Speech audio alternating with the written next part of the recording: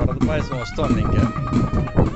మీకు ఈ మాట నా మాట వినిపిస్తుందో లేదో కానీ మీకు చూసారు వీటిలన్నింటిలోనే వడద పాయసం వస్తుంది ఇంకా. అయ్యో అది కష్టం మీద చూసారా దాన్ని పట్టుకుని వస్తున్నారు ఇక్కడికి. పాయసం గుండికి విప్పుతున్నారు. ఇంకా ఇది వెళ్ళి వేసి పారిస్తారు.